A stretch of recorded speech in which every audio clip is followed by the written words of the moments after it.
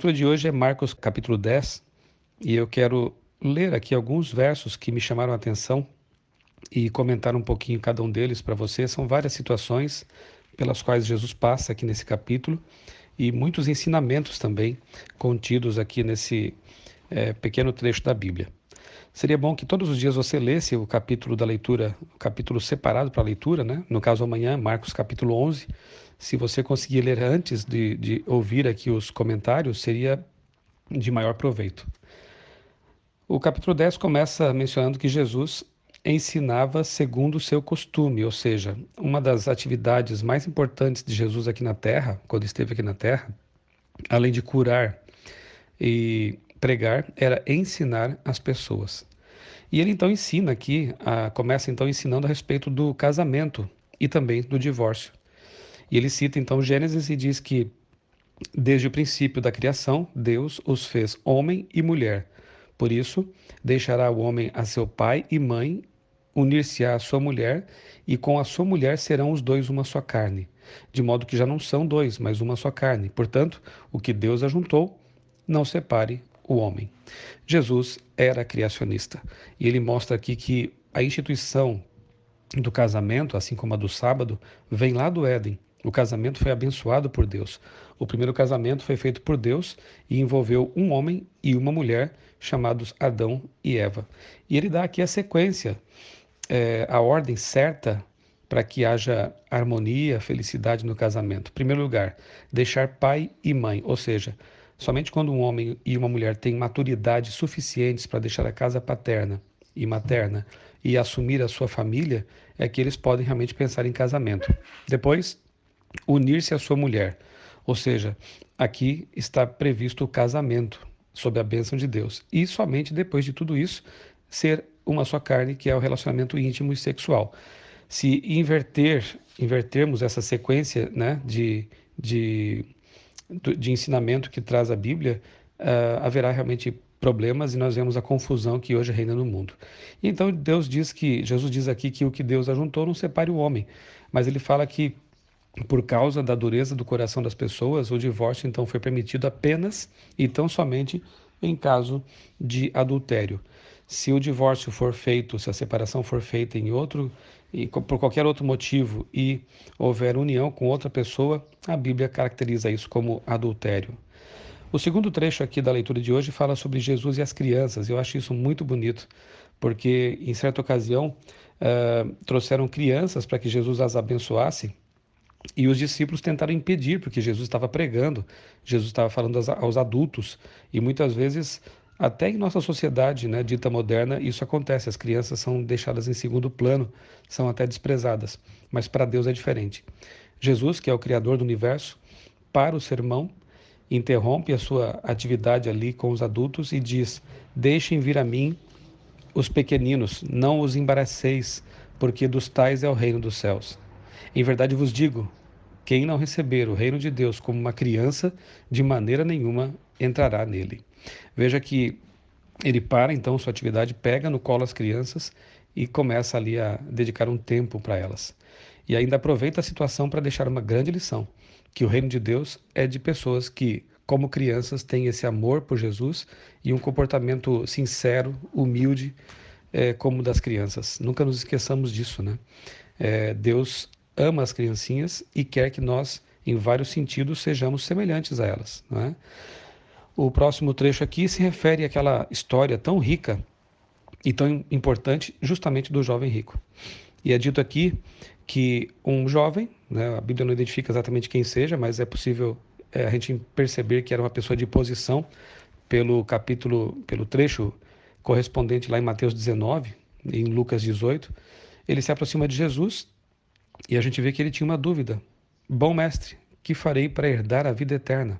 Jesus dá uma resposta aqui aparentemente estranha quando fala assim: por que você me chama bom? Na verdade, esse texto, se você comparar com Mateus 19 e 17, e sempre é muito importante nós compararmos, né, textos da Bíblia com outros textos semelhantes, paralelos, e também sempre verificar o contexto, né? Ler o que vem antes, ler o que vem depois, para que nós não isolemos versos da Bíblia de seu contexto e façamos aí uma interpretação equivocada. Como se diz, um texto fora de contexto pode gerar um pretexto, né?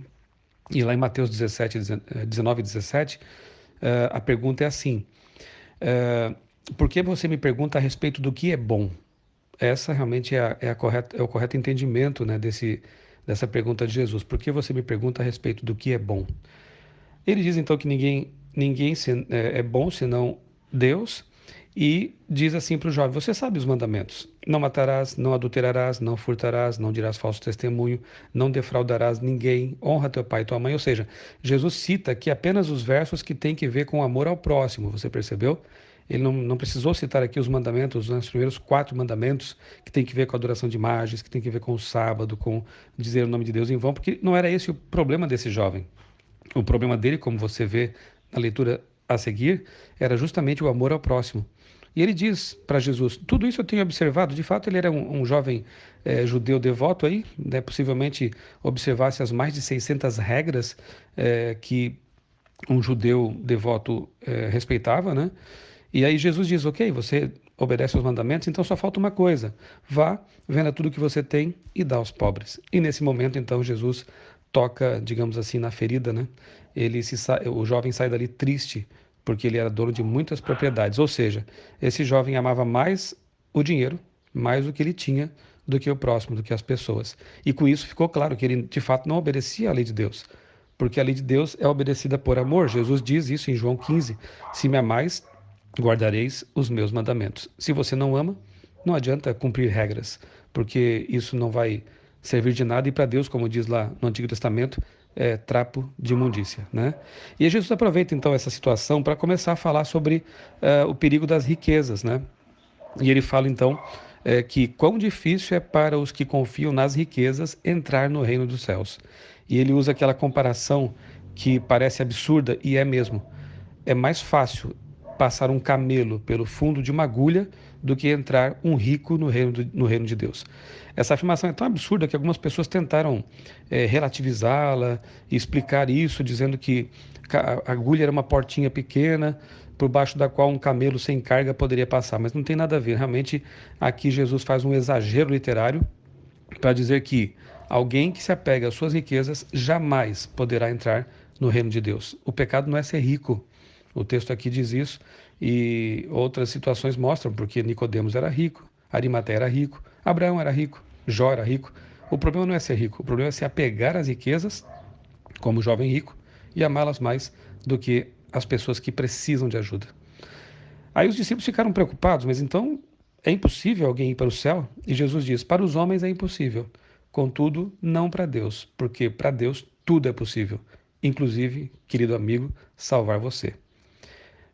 O ser humano se salvar é impossível realmente, mas para Deus o impossível é possível, inclusive levar para o céu um pecador arrependido que confessou seus pecados e aceitou a graça de Cristo.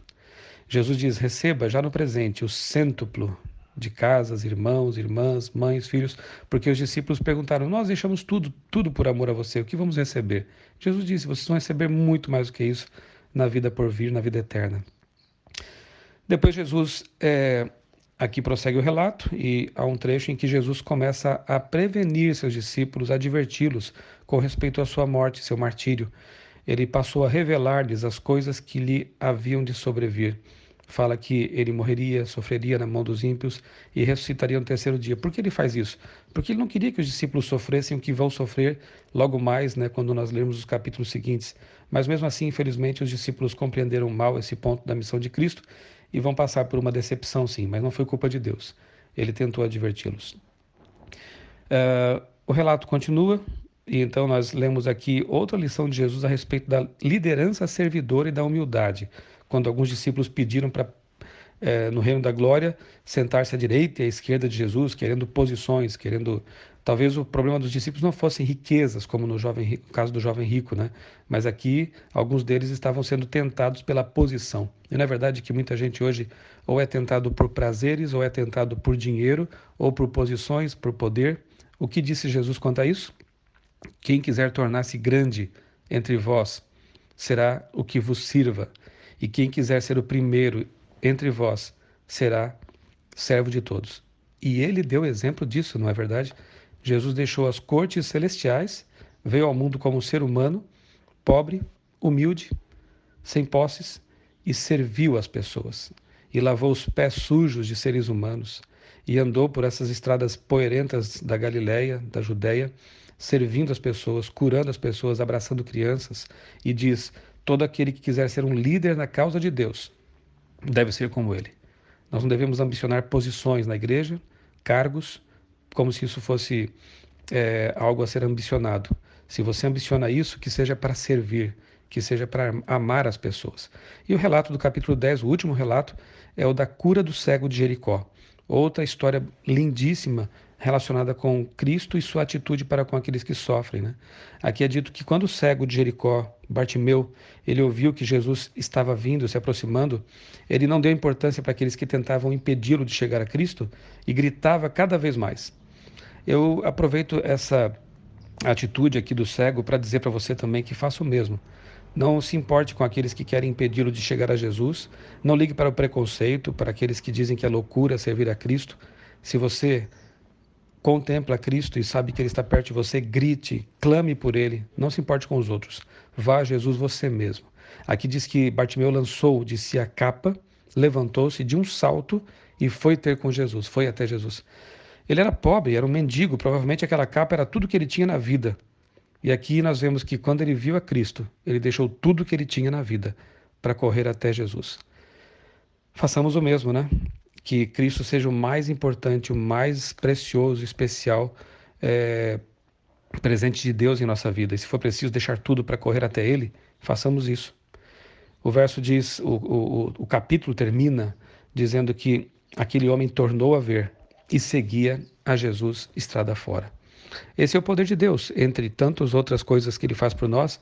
Abrir os olhos físicos ou espirituais é uma das especialidades dele. Jesus pode abrir seus olhos também. Jesus pode fazer com que você veja coisas maravilhosas que você talvez não esteja vendo hoje. Como fazer isso? Dedique tempo à sua palavra, leia a Bíblia, ore mais e você certamente terá os olhos abertos por Jesus. Uma vez enxergando, faça como o cego aqui da história, siga a Jesus estrada fora. Siga Jesus pela vida, cada dia. Eu sou Michelson Borges, sou pastor, jornalista, editor da Casa Publicadora Brasileira e um amante das Escrituras. Espero que você também se apaixone pela Palavra de Deus e todos os dias, pela manhã, que possamos meditar nas promessas, ensinamentos maravilhosos que a Palavra de Deus contém. Um bom dia para você e um grande abraço.